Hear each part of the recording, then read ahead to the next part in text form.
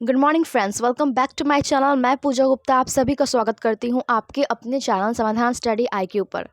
Friend, जैसे कि आप सभी को पता है कि समाधान स्टडी आईक्यू चैनल पर डेली करंट अफेयर अपलोड किए जाते हैं और साथ ही मोस्ट इंपॉर्टेंट टॉपिक भी अपलोड की जाती है जो किसी भी एग्जाम के लिए इंपॉर्टेंट और बेनिफिशियल साबित होगी फ्रेंड्स।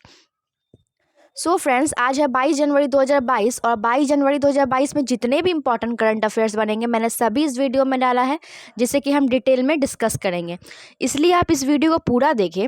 इस वीडियो का पीडीएफ फाइल आप इस वीडियो को डिस्क्रिप्शन बॉक्स से डाउनलोड कर सकते हैं या समाधान के टेलीग्राम ग्रुप से भी डाउनलोड कर सकते हैं।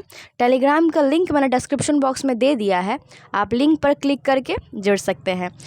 तो चलिए फ्रेंड, ज़्यादा देर ना करते हुए वीडियो की शुरुआत करती हूँ। तो फ्रेंड्स, सबसे पहला क्वेश्चन क्या है कि निम्न में से किस देश की ईसाई डेमोक्रेट रॉबर्टा मेट्सोला को हाल ही में यूरोपीय संघ की संसद का अध्यक्ष चुना गया है? तो कौन सी देश की है? माल्टा। तो माल्टा देश की ईसाई डेमोक्रेट रॉबर्टा मेट्सोला को हाल ही में यूरोपीय संघ की संसद का अध्यक्ष चुना गया है। इसके कुछ इंपॉर्टेंट फैक्ट्स आइए देख लेते हैं। माल्टा की ईसाई डेमोक्रेट रॉबर्टा मेट्सोला को हाल ही में यूरोपीय संघ की संसद का अध्यक्ष चुना गया है। इस पद पर निर्वाचित होने वाली ये जो है तीसरी महिला है। ठीक है, इसके पहले 2 महिला ऑलरेडी हो चुकी थी, तो ये जो है तीसरी महिला है। यह यूरोपीय संसद की सबसे कम उम्र की भी राष्ट्रपति हैं, ये भी याद रखें। क्वेश्चन नंबर 2 डिस्कस कर लेते हैं फ्रेंड्स। क्या है? हाल ही में किसके द्वारा लिखित सुभाष चंद्र बोस की नई जीवनी फरवरी में लॉन्च होगी? तो किसके द्वारा लिखित है ये? चंद्रचूड़ घोष द्वारा सुभाष चंद्र बोस की नई जीवनी फरवरी में लॉन्च होगी। ठीक है, इसके कुछ इंपॉर्टेंट फैक्ट्स आइए देख लेते हैं। The untold story of the inconvenient nationalist शीर्षक वाली नेताजी सुभाष चंद्र बोस की एक नई जीवनी फरवरी 2022 में रिलीज होने के लिए पूरी तरह से तैयार है। इसे penguin random house of India द्वारा अपनी वाइकिंग छाप के तहत प्रकाशित किया जाएगा। 23 फरवरी को जैसे कि आप सभी को पता है फ्रेंड कि 23 फरवरी को पराक्रम दिवस के रूप में मनाया जाता है। नेताजी की उपाधि जो है वो किसने नेताजी को दी है? एडोल्फ हिटलर ने सुभाष चंद्र बोस को नेताजी की उपाधि से सम्मानित किया है और देश नायक की उपाधि रविंद्रनाथ टैगोर ने सुभाष चंद्र बोस को दिया है। ये फैक्ट्स फ्रेंड्स याद रखें। बात की जाए जय हिंद और तुम मुझे खून दो मैं तुम्हें आज़ादी दूंगा का नारा किसने दिया है? तो ये भी सुभाष चंद्र बोस ने ही दिया है। सुभाष चंद्र बोस के राजनीतिक गुरु कौन है? देशबंधु चित्तरंजन दास। ठीक है, बात की जाए मृत्यु की तो सुभाष चंद्र बोस की मृत्यु जो हुई है 18 अगस्त 1947 को हुई है। ठीक है, और जन्म इनका हुआ है 1897 में, याद रखें, कटक उड़ीसा में। चलिए क्वेश्चन नंबर 3 डिस्कस कर लेते हैं कि क्या है। निम्न में से किस मंत्रालय ने हाल ही में ओपन डाटा वीक की घोषणा की है? तो किसने की है? केंद्रीय आवास और शहरी मामलों के मंत्रालय ने। तो इसके कुछ इंपॉर्टेंट फैक्ट्स आइए डिस्कस कर लेते हैं। 17 जनवरी से 21 जनवरी 2022 के बीच आवास और शहरी मामलों के मंत्रालय द्वारा ओपन डाटा वीक शुरू किया गया है। इस सप्ताह का उद्देश्य देश के शहरी पारिस्थितिकी तंत्र में नवाचार को बढ़ावा देने के लिए प्रोत्साहित करना है। 21 जनवरी 2022 को डेटा दिवस समारोह भी मनाया जाएगा, ये भी याद रखें। आवास और शहरी मामलों के राज्य मंत्री वर्तमान में कौन है? हरदीप सिंह पुरी है। इंपॉर्टेंट फैक्ट्स है, याद रखें। चलिए क्वेश्चन नंबर 4 डिस्कस कर लेते हैं। हाल ही में क्षुद्र ग्रह जिसकी लंबाई लगभग बुर्ज खलीफा के बराबर है निम्न में से किस देश के ऊपर गुजरा? तो किस देश के ऊपर से गुजरा है? संयुक्त राज्य अमेरिका। तो हाल ही में क्षुद्र ग्रह जिसकी लंबाई लगभग बुर्ज खलीफा के बराबर है वो संयुक्त राज्य देश के ऊपर से गुजरा है। इसके कुछ इंपॉर्टेंट फैक्ट्स आइए देख लेते हैं।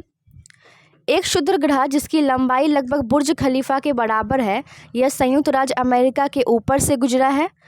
बात की जाए बुर्ज खलीफा की, तो बुर्ज खलीफा जो है उसकी ऊंचाई है 2706.5 फीट की ऊंचाई है और ये दुनिया का सबसे ऊंची इमारत है, ये भी याद रखें।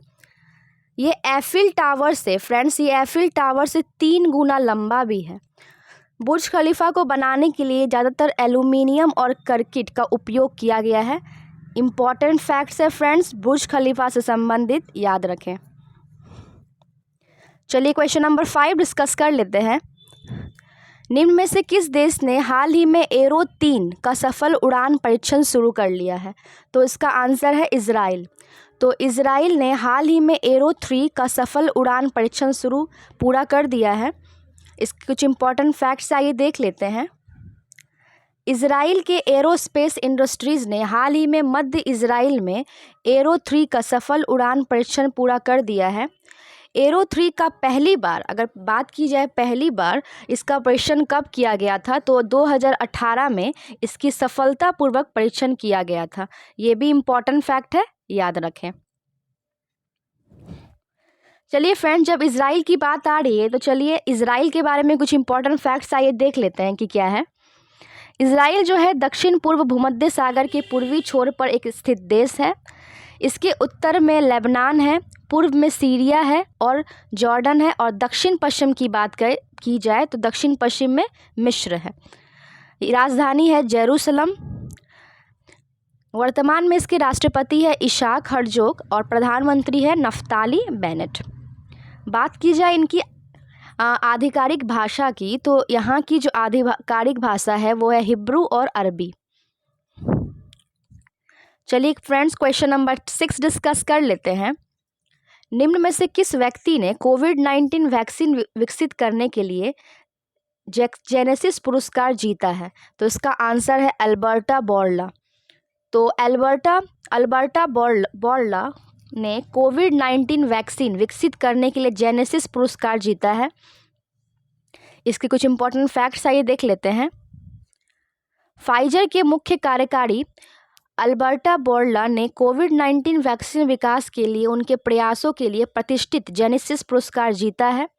अल्बर्टी बोर्ला ने अपना पुरस्कार होलोकॉस्ट पीड़ितों की स्मृति को सुरक्षित करने के लिए समर्पित परियोजनाओं को दान कर दिया है। ये अपने पास ये जो पुरस्कार है वो रखा नहीं है, ये जो है सुरक्षित रखने के लिए, मतलब होलोकॉस्ट पीड़ितों की स्मृति को सुरक्षित रखने के लिए इन्होंने दान कर दिया है।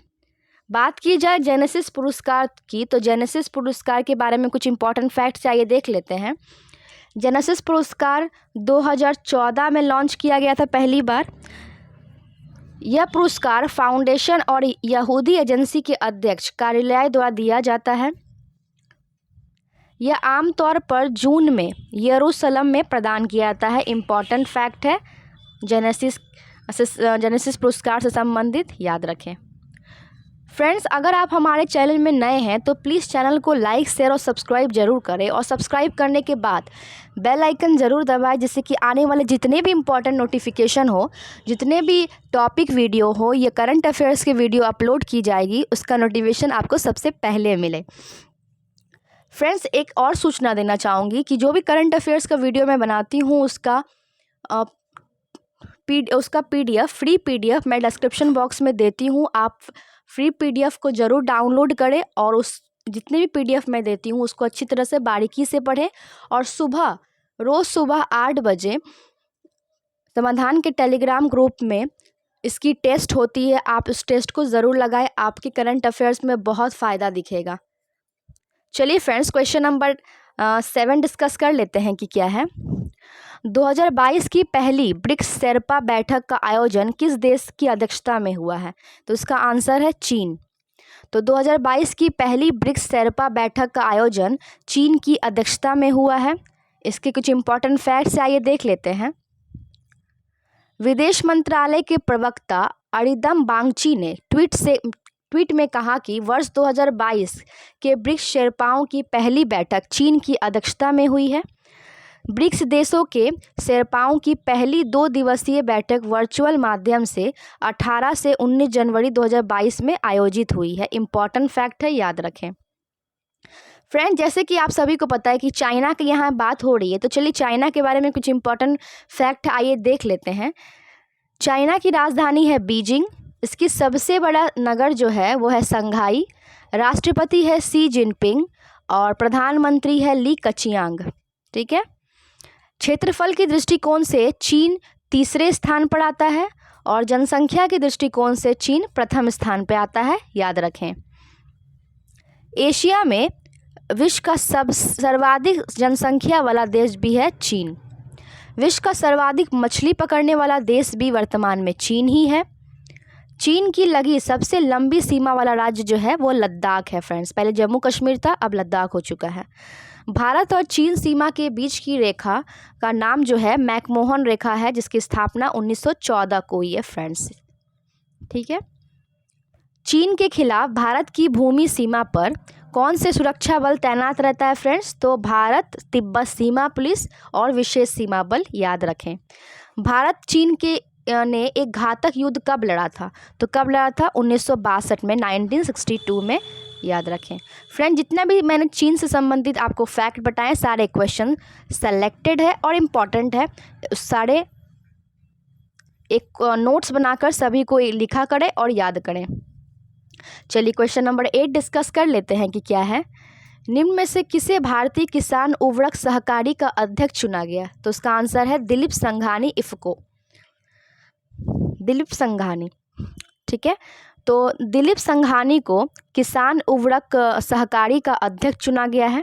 इसके कुछ इंपॉर्टेंट फैक्ट्स आइए देख लेते हैं। दिलीप संघानी को भारतीय किसान उर्वरक सहकारी मतलब इफको का अध्यक्ष चुना गया है। इफको के चेयरमैन बलविंदर सिंह नकई का निधन होने के बाद दिलीप संघानी को इफको का वर्तमान अध्यक्ष बनाया गया। मतलब इनकी जो निधन हो गई थी तो उनके बाद इनका स्थान दिलीप संघानी ले लिया है। ठीक है। यह इफको का कितनेवें अध्यक्ष बने हैं? तो 17वां अध्यक्ष बने हैं। ये भी इंपॉर्टेंट फैक्ट है, याद रखें। चलिए नेक्स्ट क्वेश्चन नंबर 9 डिस्कस करते हैं। सारा गिल निम्न में से किस देश की पहली ट्रांसजेंडर डॉक्टर बनी है? मोस्ट इंपॉर्टेंट क्वेश्चन है, याद रखें। सारा गिल निम्न में से किस देश की पहली ट्रांसजेंडर डॉक्टर बनी है? तो इसका आंसर है पाकिस्तान। तो पाकिस्तान की सारा गिल पहली ट्रांसजेंडर बनी है। ठीक है। इससे कुछ इंपॉर्टेंट फैक्ट्स आइए देख लेते हैं। सारा गिल पाकिस्तान की पहली ट्रांसजेंडर डॉक्टर बनी है। यह सिर्फ 23 वर्ष की है, बहुत ही कम उम्र की है ये, 23 वर्ष की है। सारा गिल ने कराची के जिन्ना मेडिकल एंड डेंटल कॉलेज में MBBS अंतिम वर्ष में परीक्षा उत्तीर्ण की है। इम्पॉर्टेंट फैक्ट है इनके बारे में। वह पाकिस्तान में किन्नरों के लिए काम करने वाले एक गैर सरकारी संगठन से भी जुड़ी थी। इम्पॉर्टेंट फैक्ट है इनके बारे में, याद रखें। चलिए इस वीडियो का अंतिम क्वेश्चन डिस्कस कर लेते हैं फ्रेंड्स। क्या है कि जनवरी 2022 में पालमपुर में कैप्टन बत्रा मतलब विक्रम बत्रा की प्रतिमा का अनावरण किया गया। यह किस राज्य में स्थित है? तो पालमपुर हिमाचल प्रदेश में स्थित है। ठीक है। तो जनवरी 2022 में पालमपुर में कैप्टन बत्रा का प्रतिमा का अनावरण किया गया। ये जो है हिमाचल प्रदेश में स्थित है। इसके कुछ इंपॉर्टेंट फैक्ट्स देख लेते हैं। जनवरी 2022 में पालमपुर में कैप्टन बत्रा की प्रतिमा का अनावरण किया गया। ये हिमाचल प्रदेश राज्य में स्थित है। कैप्टन विक्रम बत्रा भारतीय सेना के एक अधिकारी थे जिन्होंने कारगिल युद्ध में अभूतपूर्व वीरता का परिचय देते हुए वीरगति प्राप्त की। बहुत इंपॉर्टेंट क्वेश्चन है, याद रखें। इन्हें मरणोपरांत भारत के सर्वोच्च वीरता सम्मान परमवीर चक्र से भी सम्मानित किया गया है। बहुत इंपॉर्टेंट फैक्ट है फ्रेंड्स। विक्रम बत्रा के बारे में एग्जाम में हमेशा क्वेश्चन पूछे जाते हैं, इसलिए इसका मैं एक सेपरेट वीडियो आप सभी के लिए लाऊंगी जिसमें जितने भी इंपॉर्टेंट क्वेश्चन विक्रम बत्रा से संबंधित होंगे उसमें सारे रहेंगे। ठीक है। इनका जन्म जो हुआ है 7 सितंबर 1974 को हुआ है और मृत्यु कब हुई है? 7 जुलाई 1999 को, याद रखें। ठीक है। बात की जा रही है हिमाचल प्रदेश की, तो हिमाचल प्रदेश के बारे में कुछ इंपॉर्टेंट फैक्ट से आइए देख लेते हैं। इसकी स्थापना हुई है 25 जनवरी 1971। राजधानी है, इसकी 2 राजधानी है। पहली राजधानी है शिमला जो कि ग्रीष्म ऋतु राजधानी, और धर्मशाला जो है शीत ऋतु राजधानी। वर्तमान में इनके मुख्यमंत्री है जयराम ठाकुर, राज्यपाल है राजेंद्र विश्वनाथ अर्लेकर। राज्यसभा सीट है 3, लोकसभा सीट है 4 और विधानसभा सीट है 68। हिमाचल प्रदेश के बहुत सारे महत्वपूर्ण मंदिरें हैं फ्रेंड्स, देख लेते हैं कौन कौन सी हैं। सिकारी देवी मंदिर, काठगढ़ महादेव मंदिर, सुई माता मंदिर और लक्ष्मी नारायण मंदिर। हिमाचल प्रदेश के महत्वपूर्ण बांध कौन कौन से हैं? पोंग बांध, भाखड़ा बांध, महाराणा प्रताप गोविंद सागर बांध। ठीक है। हिमाचल प्रदेश के उच्च न्यायालय के न्यायाधीश वर्तमान में कौन है? मोहम्मद रफीक। भारत का पहला 100% टीकाकरण वाला राज्य कौन बन गया है? हिमाचल प्रदेश ही है। शिप किला दर्रा जो है वो हिमाचल प्रदेश में ही स्थित है और इस दर्रे में सतलुज नदी भारत में प्रवेश करती है। बहुत ही इंपॉर्टेंट क्वेश्चन है फ्रेंड्स, एग्जाम में ये पूछे जाते हैं। रोहतांग सुरंग हिमाचल प्रदेश में स्थित है और इसे वर्तमान में अटल सुरंग के नाम से जाना जाता है। बहुत ही इम्पॉर्टेंट और बेसिक क्वेश्चन है। 100% LPG गैस वाला राज्य जो है वो भी हिमाचल प्रदेश ही है। हिमाचल प्रदेश की पुलिस हाल ही में प्रेसिडेंट कलर अवार्ड से इन्हें नवाजा गया है। ठीक है। हिमाचल प्रदेश राज्य के लाहुली जुराब व दस्ताने को GI टैग, ठीक है, भौगोलिक संकेतक से संकेतक मिला है। हिमाचल प्रदेश राज्य दालचीनी की संगठित करने वाला भारत का पहला राज्य बन गया है। देश के हिमाचल प्रदेश में दुनिया में सबसे ऊंचे इलेक्ट्रिक वाहन चार्जिंग स्टेशन का उद्घाटन भी हुआ है फ्रेंड्स। भारत की पहली मूंग फ्रूट की खेती हिमाचल प्रदेश राज्य सरकार ने ही शुरू की है। हिमाचल प्रदेश सरकार ने लोगों की सहायता के लिए मुख्यमंत्री सेवा संकल्प हेल्पलाइन का शुभारंभ किया है फ्रेंड्स। हिमाचल प्रदेश राज्य ने ई परिवहन व्यवस्था भी शुरू की है। हिमाचल प्रदेश राज्य ने भारत में पहली बार हींग की खेती भी की है फ्रेंड्स, बहुत इंपॉर्टेंट क्वेश्चन है। बात की जाए वज्र प्रहार सैन्य अभ्यास की, तो वज्र प्रहार सैन्य अभ्यास भारत और अमेरिका के बीच होती है जो हिमाचल प्रदेश में आयोजित होती है। फ्रेंड, जितनी भी मैंने हिमाचल प्रदेश से संबंधित आपको फैक्ट्स बताएं सारे ही इंपॉर्टेंट और सेलेक्टेड हैं। आप एक कॉपी में ज़रूर इसको नोट करें और याद करें। इसमें से 1 से 2-3 क्वेश्चन, 1 या 2 क्वेश्चन ज़रूर एग्ज़ाम में पूछा जाएगा, जितने भी इम्पॉर्टेंट है। तो फ्रेंड्स, कल मैंने आप सभी से एक क्वेश्चन पूछा था जो पिछले वीडियो के कुछ इंपॉर्टेंट क्वेश्चन थे, तो चलिए देख लेते हैं कि वो क्वेश्चन कौन सा है। तो मैंने क्वेश्चन पूछा था कि कौशल आधारित व्यावसायिक शिक्षा प्रदान करने के लिए CSE ने कौन सा ऐप लॉन्च किया है? तो इसका आंसर है योग्यता। कौशल आधारित व्यावसायिक शिक्षा प्रदान करने के लिए CSE ने कौन सा ऐप लॉन्च किया है? तो वो है योग्यता। तो आज का होमवर्क आप सभी के लिए क्या है, देख लीजिए। निम्न में से किस टेनिस खिलाड़ी ने संन्यास लेने की घोषणा की है? तो फ्रेंड्स, इसका आंसर आपको कमेंट बॉक्स में लिखकर बताना है कि इसका आंसर क्या होगा। फ्रेंड्स, मैं जो भी वीडियो करंट अफेयर्स की बनाती हूँ, लास्ट में कुछ क्वेश्चंस आप लोग से पूछती हूँ, उसका क्वेश्चन का आंसर आप कमेंट बॉक्स में ज़रूर लिखा करें, जिससे कि जितने भी इंपॉर्टेंट क्वेश्चन मैं आपसे पूछूंगी सारे रिवीजन होते चले जाएंगे और आपके करंट अफेयर्स भी बहुत ही ज़्यादा मजबूत हो जाएंगे। तो फ्रेंड्स, इस वीडियो में इतना ही। अगर यह वीडियो आपको अच्छा और हेल्पफुल लगा तो फ्रेंड्स आप इस वीडियो को लाइक, शेयर और सब्सक्राइब ज़रूर करें और प्लीज़ कमेंट करके बताएं कि आपको यह करंट अफेयर्स का वीडियो कैसा लग रहा है, जिससे कि मुझे आप सभी के लिए अच्छे से अच्छी कंटेंट लाने में मोटिवेशन मिलेगी। तो फ्रेंड्स, ये रहा करंट अफेयर्स का डोज। मैं इसी तरह के डेली करंट अफेयर्स आप सभी के लिए प्रोवाइड करूंगी और फ्री PDF भी दूंगी, जिससे कि आप अच्छे से पढ़ पाएँ। फ्रेंड्स, अगर आप हमारे चैनल में नए हैं तो प्लीज़ चैनल को लाइक, शेयर और सब्सक्राइब ज़रूर करें और प्लीज़ कमेंट करके ज़रूर बताएं कि आपको ये वीडियो कैसा लग रहा है और बेल आइकन दबाना ना भूलें, जिससे कि जितने भी इम्पोर्टेंट नोटिफिकेशन हो आपको सबसे पहले मिले। तो वीडियो में फ्रेंड्स इसी तरह बने रहें। कल मिलते हैं नए जोश और उमंग के साथ। जय हिंद, जय भारत।